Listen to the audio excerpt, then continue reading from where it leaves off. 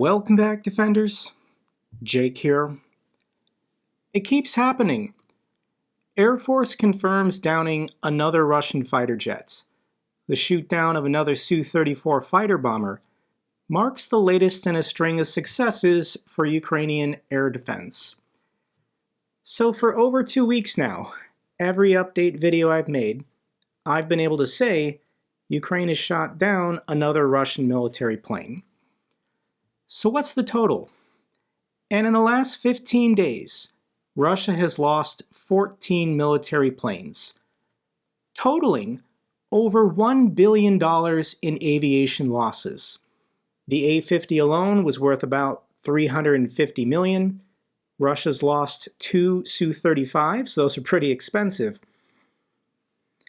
And 14 military planes is about Russia's annual production rate for new aircraft. Russia just lost a year's worth of planes in 2 weeks. And I know I say in every video the Russians don't seem to learn, but after 2 weeks and $1 billion worth of losses, maybe they're finally starting to learn. This is a radar screen tracking all the movements in the skies over the occupied territories. And nothing's flying. Unofficially, Russia has grounded all their planes until they can figure out what's going on.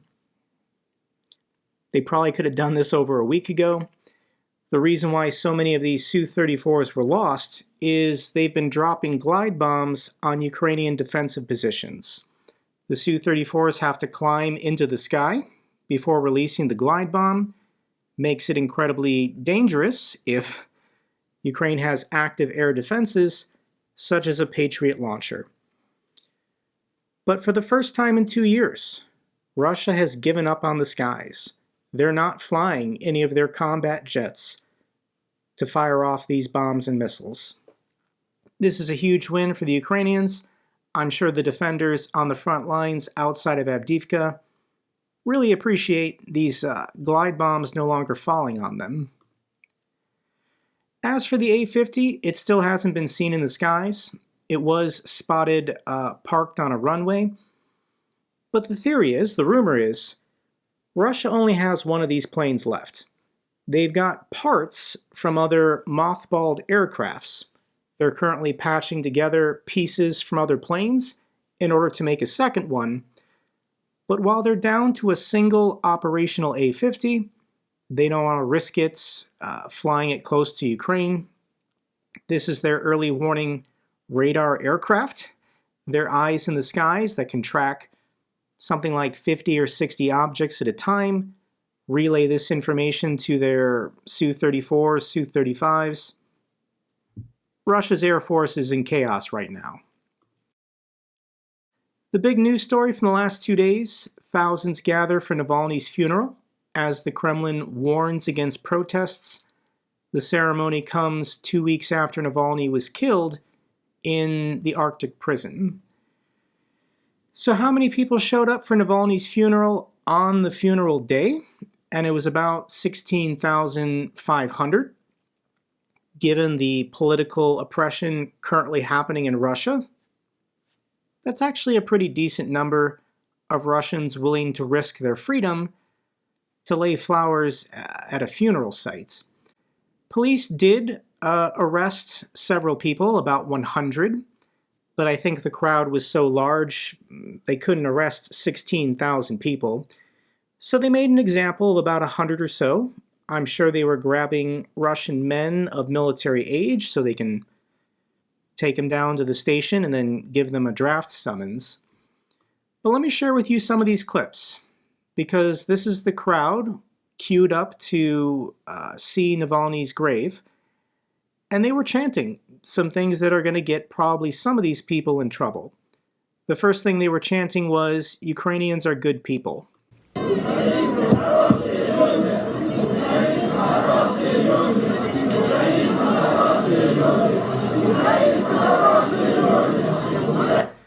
That's a good message. I support that one. The next one's going to be pretty controversial. The crowd at one point was chanting, "Putin is a murderer."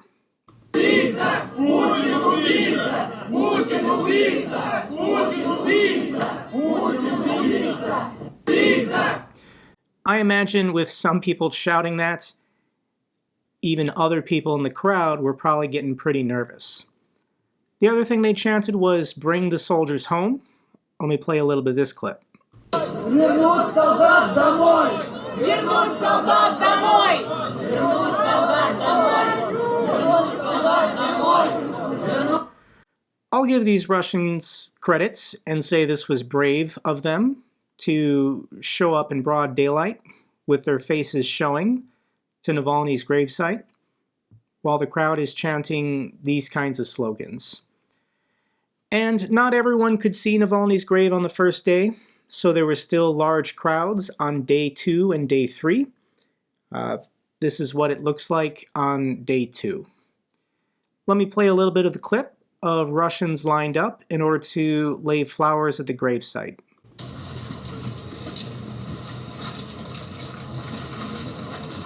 Пожалуйста, проходим.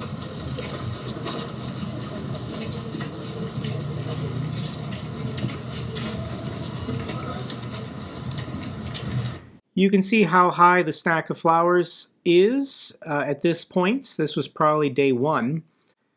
But by day 3, the stack of flowers looks like it's 12 feet tall. It's taller than a human being, so lots of people laying flowers, trying to show their last respects. And I think the clip that went viral that is most memorable from this event, I'll link this down below if you want to see this Russian woman speaking. But I'll read for you what she says as a quote that has stuck out for her. A good comment was left under the stream by either Dmitry Bykov or Viktor Shenderovich. Someone wrote that this man sacrificed himself to save the country, and the other one sacrificed the country to save himself. We act according to the behests left by Alexei Navalny. His name will go down in history. The reporter then asks, was it scary coming here today? And this Russian woman replies, no, it's no longer scary. So obviously the one who sacrificed himself for his country is Navalny. The one who sacrificed his country to save himself is Putin. And in one of Navalny's videos, he did predict his own death. He was asked the question, if you're murdered by Putin, what should your supporters do? And this is what he said in the video. My message for the situation when I'm killed is very simple, not give up. So Navalny told his supporters, when I am killed, don't give up. And perhaps I want to admit to you guys, I didn't know enough about Alexei Navalny prior to his death. I've only been paying attention closely to Russian politics these last 2 years, since the full-scale invasion, and Navalny's been in prison this entire time. So the information I was getting about him was from other Ukrainian bloggers talking about the war, and they didn't want to say anything nice about him. So to balance it out, I do want to share this clip from Johnny Harris. He's got almost 5 million subscribers on YouTube. Every video he makes goes viral. The title of the video is Why Putin Feared Navalny, and this came out in February of 2021. So it's a 22-minute clip giving some background about Navalny I thought was very helpful for me. I'll link this down below if you'd like to learn more yourself. The other big news story from the last 2 days, Zelensky urges Western air defense as Russian attack kills 11. 8 were confirmed dead, including a child and a baby, after an overnight drone strike in Odessa. So, an Iranian drone slammed into an apartment building in Odessa. This is a Ukrainian family, a father and a 3-year-old daughter, and a mother and a 3-month-old baby son. And tragically, when part of the building collapsed from the drone strike, the mother and the baby lost their lives. The father and the 3-year-old daughter did survive, but There's a lot of pictures and videos about this tragedy online that is truly heartbreaking. It is YouTube policy. I can't show corpses, obviously, but I also can't show raw video of destroyed buildings. So to the YouTube censors, this is Alexei Goncharenko, member of Ukraine's parliament, reporting on the ground in front of this destroyed building. Hello from Odessa, Ukraine, and you see one more result of Russian drone attack on our city this night. How is your spring? Now you see how the spring is in Ukraine. 3 people are killed. There are people under rubbles, including children. Now the rescue operation is in progress. You can see it by your own eyes. These awful results. And that is one more evidence of what is Russia, a terrorist state which kills, and kills again. Terrorists should be stopped. Odessa, 2024, 21st century, residential area. This is true face of Putin. Russia is a terrorist state, and they must be stopped. I'm going to share this photograph. This is a service dog, Tara, looking for survivors. And after this service dog found the body of the mother and the baby, the dog laid down and started to cry. So there's, once again, lots of pictures and videos. As of this morning, an additional child was found in the rubble of this apartment building.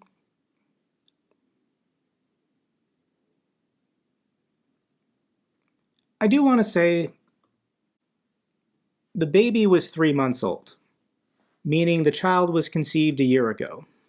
This Ukrainian couple, who loved each other, still chose to have a child during a wartime. The war had already been going on for a year when this baby was conceived, and this Ukrainian family knew the risks, and they still chose to have a child, to bring a child into a world during a war, because they still want their nation to have a future. They still want to bring a baby and bring love into this world. This is what Russia is trying to destroy. This is who Russia deliberately targets every single day. And Ukraine isn't going to be deterred. They're never going to give up. The only question is how many more Ukrainian children, Ukrainian mothers have to die before the West gets serious and makes sure that Ukraine has all the weapons they need to eject the Russians from their country. Russia loses nearly 7,000 troops and 100 tanks in a single week.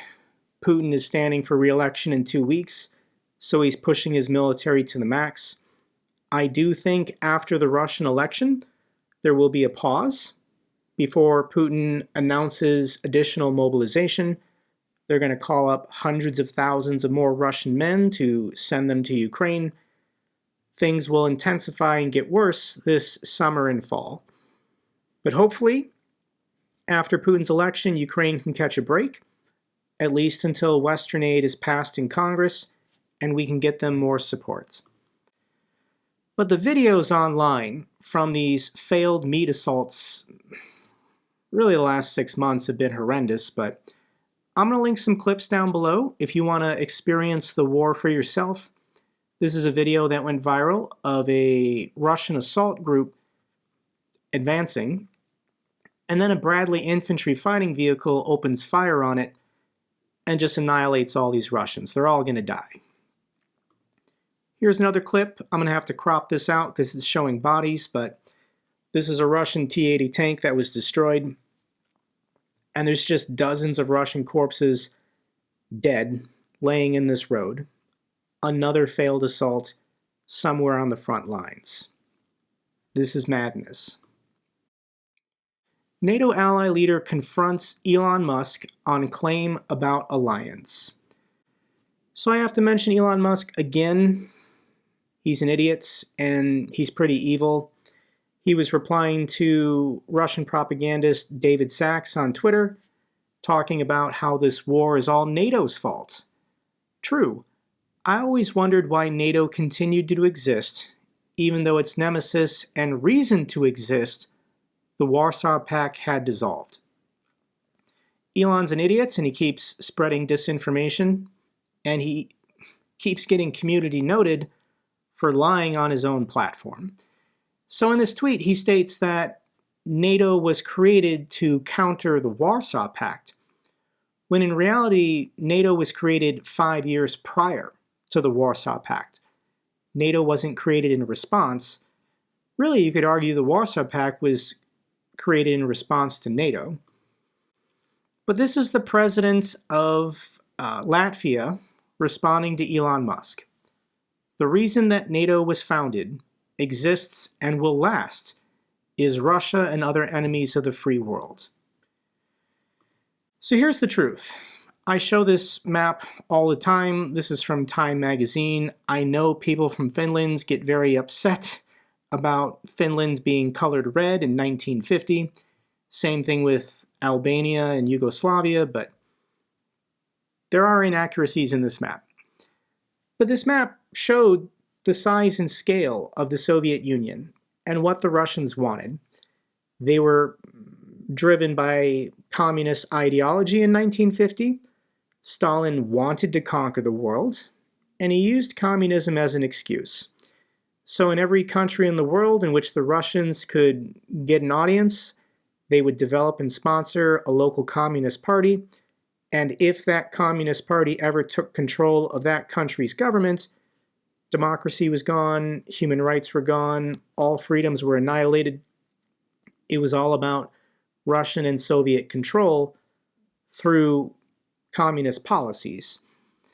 And NATO was created to stop this.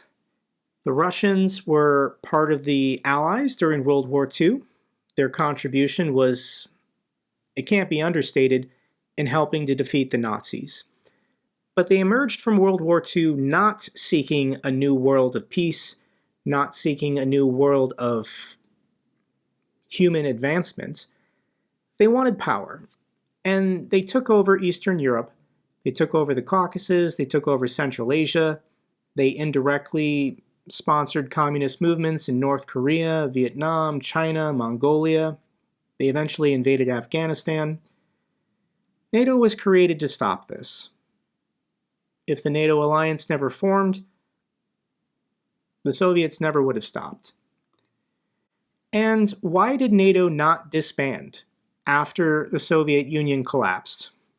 The easiest answer is bureaucracy is complicated, and to dissolve a military alliance was probably more effort than a lot of people wanted to put in. But the real answer is nuclear weapons. When Russia was reborn in December of 1991, the Soviet Union dissolved. They had a choice to make.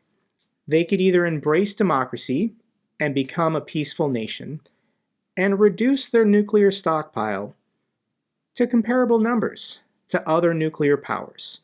The UK, France, China, India. If Russia said, we're going to maintain about 300 nuclear weapons as a deterrence, the United States would have joined Russia. The last 30 years of diplomatic relations between the United States and Russia has all been about Russia convincing them to give up their nuclear weapons, to reduce their stockpile to a more reasonable number. And Russia's never been willing to do this. Going back to 1992, you can look at this bar chart. The blue is the US stockpile, the red is the Russians. And they had about 20,000 nuclear weapons. Now, to their credit, between the START 1, START 2, SORT, and New START treaties, we got the Russians down to about 6,000 nuclear warheads. The United States is always willing to go just under that, so the Russians can boast that they have the most, but the United States doesn't need nuclear weapons to win a war. So the United States has always been willing to reduce their stockpile if the Russians will do it as well. The fact that Russia still has 6,000 nuclear warheads and the United States has 5,800, this is because of the Russians. Their unwillingness to reduce their nuclear stockpile Because they've always had this ambition to get their empire back, to go for it all again. This is why NATO never dissolved. This is what Elon Musk will never acknowledge or talk about. I also want to point out this stupid organization, the CSTO. Putin formed this in 2002, and Russia is part of a military alliance to balance out NATO. It includes Armenia, who's not really serious about their membership anymore, Belarus, Kazakhstan, Kyrgyzstan, and Tajikistan. So these are former Soviet republics that Russia recruited to be in their military alliance. If you want NATO to dissolve Russia, maybe you should get rid of your own military alliance first. This is all a moot talking point. Elon doesn't care. So for anyone online who supports Russia, and they don't care that Russia every day is bombing apartment buildings, killing women and children, these same people like Elon Musk and Tucker Carlson, they're not going to care when Russia attacks the Baltics, Russia invades Moldova, Russia attacks Finland, Poland, Kazakhstan, Georgia, Armenia. They're imperialists, and they support Russian fascism. It's a complicated topic. Why? They all have their own separate reasons for wanting to see a rising Russia. But these wars will never end if Ukraine falls. So it's imperative that we cut through all of this Russian bullshit being pushed by Tucker Carlson and Elon Musk, and we make sure that Ukraine gets all the weapons they need to stop these wars today. So let's make it happen. Ukraine may get its first shells found through the Czech-led initiative within the coming weeks. So the president of the Czech Republic announced that he found 800 artillery shells from somewhere outside of Europe, 500,000 155mm shells, and 300 122mm shells. But whoever is willing to sell all these shells wants $1.5 billion. So countries have been stepping up, chipping into this fund. Belgium has allocated 200 million euros. Thank you so much, Belgium. The Netherlands just announced they're going to chip in 250 million euros. But everyone's dying to know, where are these shells coming from? This war has been going on for 2 years. Who's been holding on to 500,000 NATO standard 155mm artillery shells? And my speculation is this has to be either Thailand or the Philippines, people allied with the United States using NATO standard equipment, but there's a lot of Russians who like to tourist in Thailand, so maybe Thailand doesn't want to advertise this. Same thing with the Philippines. I don't think they want to anger China, who they have their own maritime disputes with. So this is fascinating. If the money can be raised and then 500,000 artillery shells can be shipped to Ukraine in the coming weeks. Fingers crossed. This is a good story. British farmers have delivered 27 pickup trucks and SUVs. The name of this group is called Pickups for Peace. And, you know, with soft-skin vehicles, they're destroyed all the time. Medical workers and people doing supply runs need as many trucks and SUVs as they can get. If you are on Twitter or social media and you want to find these guys, Pickups for Peace, I'll link them down below. And thank you so much to these British farmers. You guys are kicking ass. Final feel-good clip is from friend of the channel, Macer Gifford. He officially separated from the Ukrainian military, but he's still deeply involved in helping Ukraine win this fight. Currently, he's fundraising and collecting items and working with nonprofits in Ukraine. But I want to share his update video from yesterday. So, it's nice and early in Ukraine. And I just wanted to say, if you ever visit Ukraine, there's some cultural institutions that you just have to take part in. It's a requirement. And that is to get a little hot dog from Oko's. This is my breakfast. It's the breakfast of champions. It's the breakfast of people who travel long distances across Ukraine. I'm sure a lot of the soldiers and volunteers that follow me will know what I'm talking about, to say the least. In fact, it's too hot to drink. I'm going to put that aside for a second. Yeah, long journey ahead today. I'll be driving pretty much most of the day. And let's see how far I get. I can't tell you my location, but I tell you what, it's shaping up to be a good morning. The sun is bursting through the clouds. The sun is shining on freedom. Ukraine is a beautiful country, aching for freedom, aching to join its brothers and sisters in Europe. And I feel very positive today. So anyway, guys, keep supporting Ukraine. Keep donating your time, your money, your passion to the cause, because great things are coming. Have faith. That's all for this update video. Glory to Ukraine, glory to the heroes. If you found this video informative, give me a thumbs up. Best way to support the channel. Comments and questions, let me know down below. I love hearing from you guys. Till the next video, keep defending the truth. Keep defending democracy.